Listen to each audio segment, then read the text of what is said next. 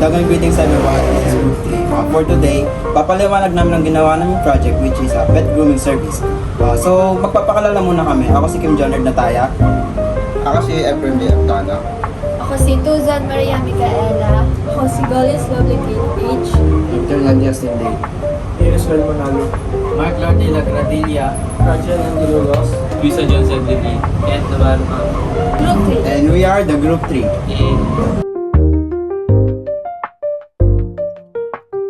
The system has a menu bar with the options like file transaction and help including items such as new, exit, view transactions, and about. Table shows sections like pet, info owner, services, and appointment details. Text fields lets users enter pet and owner information along with the appointment date and time. Checkboxes allow selections and services like bath, nail trim, and ear cleaning, rabies shot, and deworming. Buttons are used to calculate the total or reset the form. A table displays all appointment or transactions records.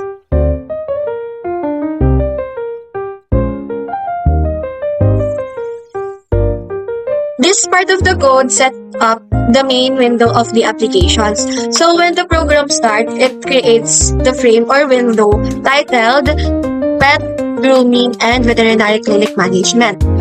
It is also set as default close operation, so the program exits when the window is closed and defines the size and position of the window on the screen.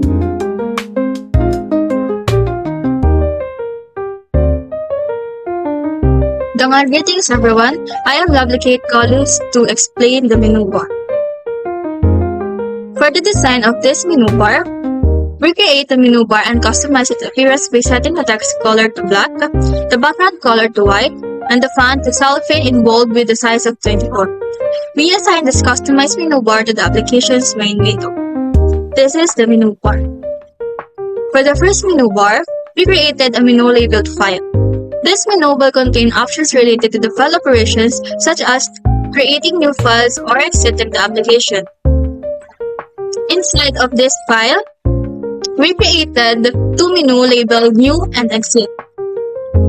Selecting New will typically initiate the creation of a new file or document, while Exit will close the application.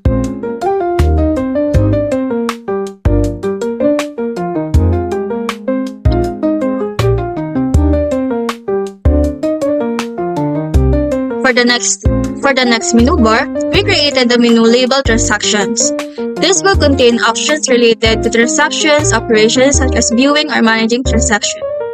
Inside of this, we created an item labeled View All Transactions.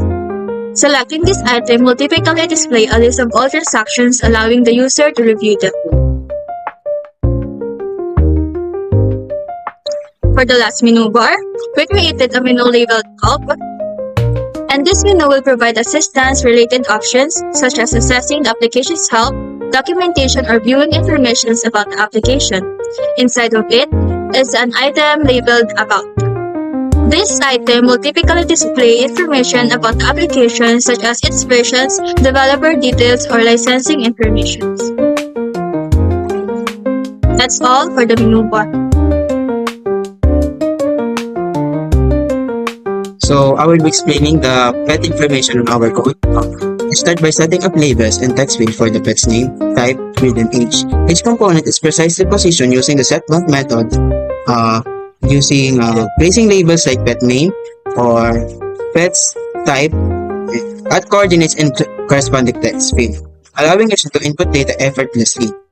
This element and then added to a content pane, creating a vertically aligned layout that you can see on the action on the screens. So this one, let's say, and then breed of, let's say, golden retriever. So ayan, this pet name, CJ, pet type dog, pet breed, golden retriever, are ready for user input, seamlessly integrating with the broader system for managing pet grooming services. So, hello guys, Ferdinand Linulos. I'm here to report about this my part in our project, which is this the LBL service. From this part, the LBL services to the checkbox, which is this CHC EX worm equals to new checkbox. The worm equals deworming slash purple. Price per 100 PHP, which is the price of the warming. So, ito tayo guys. Ito yung, bali, kumamit kami dito ng LBL services. Pangalan ng G-label na create namin these services. So, ito siya. Ito. Ito nakita dito. Sa LBL. Ito yung LBL na ginawa namin dito. Tapos, yung mga checkbox naman is ito. Itong limang to, yung button haircut equals to 600 PHP, curl dipping is equals to 250 PHP, hair cleaning is equals to 300 PHP, leaves wassolation is equal to 300 PHP, deworming is equal to 400 PHP. So, yan yung mga prices ng bawat services na in-overload at grooming services namin. So, ito, ginagawa ng checkbox is pwede natin siyang piliin lahat. Hindi siya katulad ng radio button na isa lang yung pwede mong piliin. So, kumbaga, kahit pindutin mo yung ibang button is hindi siya mapipindot. Pero ang checkbox is pwede mo siyang pindutin lahat. So, for example, ganito. Yan. Hindi ba napipindot lahat? Ayan yung ayan yung function ng checkbox. Yan, pipindot siya lahat. Hindi siya katulad ng radio button. Tapos, yun lang. Yun ang spark ko. Pero tapos ito, pagkakalculate na, ayan yung total price. Yung pinipili natin, yung mga natin. Yung mga napili natin dun na services dito sa pet grooming services na project namin. So, testing natin, 3 lang or 2 lang piliin natin. Tingnan natin yung tama pa rin mga calculate. Yan, tama naman. Kasi diba, button haircut is 100 PHP. Nail clipping is 200 PHP equals to 100 PHP. 800 PHP. So, tama yun. So, yun guys. Yun lang para sa part ko. Thank you guys. Good day everyone. In this part of our program, we use J-label and J-text field to allow users to input the owner's information. For example, I will type some random name and just like that, using a J-label, I customize its fonts and color and position it using the set bounds method. You can see it here. Then, I added J-text field beside it so the users can enter the owner's name. Next, we repeat the same process for owner's contact, which is here. We added another label and a text field where the user can input the owner's contact number, just like this.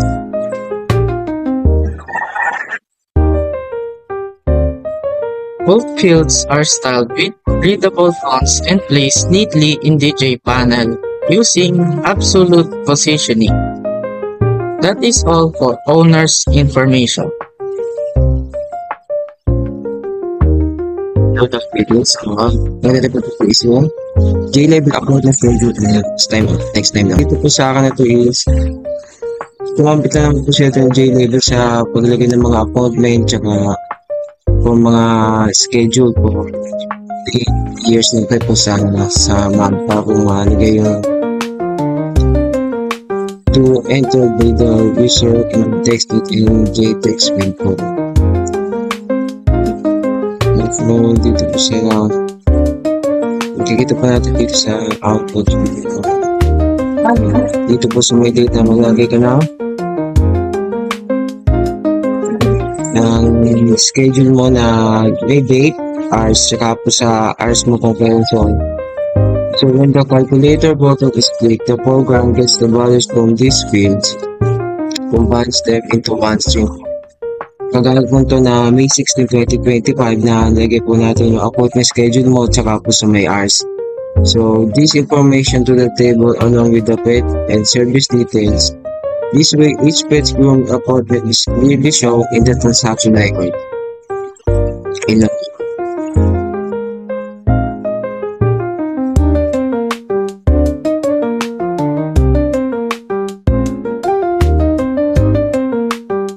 this part of the system, we focus on functionality of two main action buttons, the button calculate and button reset. The calculate button is responsible for processing entire input from the user.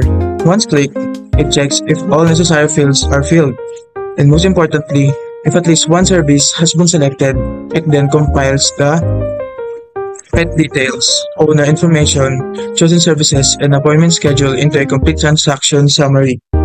So, this summary can be displayed in a dialog box for confirmation or inserted into a transaction table for keeping. This helps to ensure the accuracy and allows the users to verify input before initializing the service. And on the other hand, the reset button serves to clear the entire form. So when it rests, it empties the text field and unchecks all the service checkboxes. This is useful when starting a new transaction or when the user wants to input a different set of data. It ensures the form of return to its original blank state without any leftover input from the previous entries. Together, these buttons improves the flow of the application by offering a clear way to either submit or restart the grooming appointment process.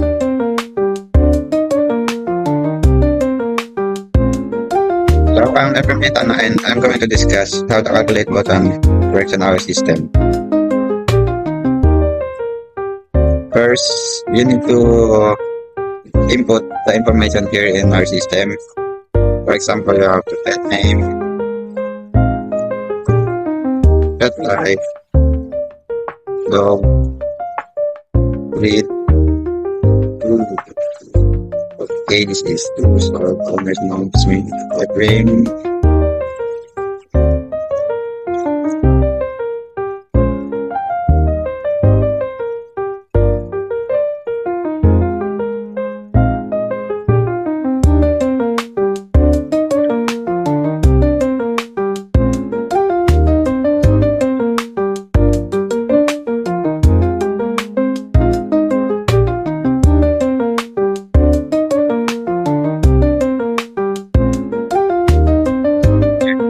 And if you don't select or input in this KTEX bit, like you don't pick or hindi ka pumili dito sa mga services, there's a message that will show this. There's a pop-up message that will show please select a service. And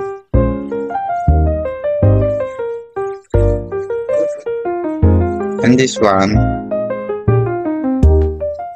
after selecting some services and you put information, the owner information of appointment, and you select the calculate, there's a transaction log na mapupunta dito sa records, this one. And that's how the calculate button works. Thank you. So, dangal greetings. Ang part ko naman po is yung button reset or yung reset button and yung new item, yung item menu sa point. Ito po dito. Then, yeah. So, ang purpose po nung reset and new button is reset the whole form of when pressing the reset button. So, once na press nyo po yung reset button, so katulad po nito, mawawala po lahat ng in-input nyo. So, yun, magsaset text siya sa black. Then, yung dun po sa mga checkbox na item is set selected to false. So, yun nga po, tulad ng pinakita ko kanina. Pag nag-input po kayo,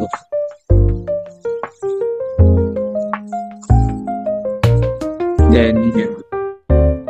Babalik lang po siya sa lahat para makapag-input po kayo ng bagong transaction.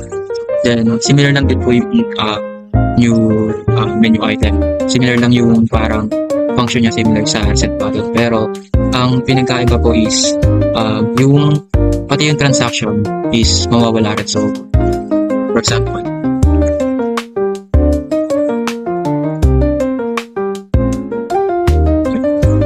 then nag-calculate kayo. Yan, lalabas siya sa transaction. Pag nireset nyo siya, hindi mawawala yung nasa transaction kasi yung form lang yung reset. Pero, pag gumawa kayo ng, pag clinic nyo yung menu item, mawawala rin yung mga transaction na recorded. So, yun lang naman po yung purpose ng reset button pati yung menu item. Okay. That's all for my part. So now I'm greetings for one, and today I will explain the function of our menu part. First one is the file tab. If you click the file tab, you will see a new and exit. If you click new, all the previous the JFrame will disappear. It is the code for that is this line. To demonstrate exit function, exit. As you can see, the JFrame disappear.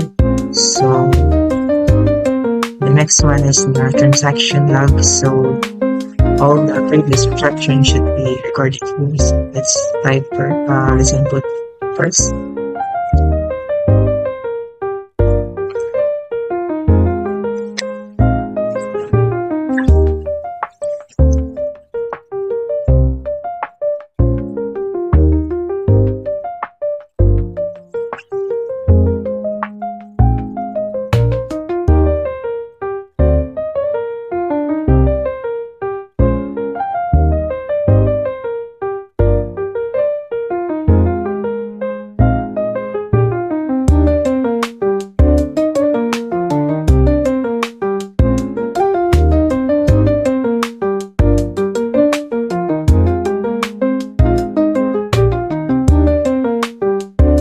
So, as you can see, I reset all inputs, but it should record in the transaction log. So, as you can see, the information that we input.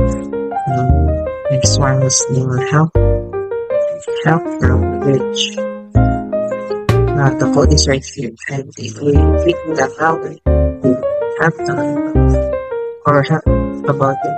The about tab should display a G option A that says this system is created by students, one of your students as a final project. Then once you read that, let's click help. G option B should appear. As you can see, G option B is all authentic. And that's it for our presentation. Sana po may natutunan kayo and yun lang. Bye!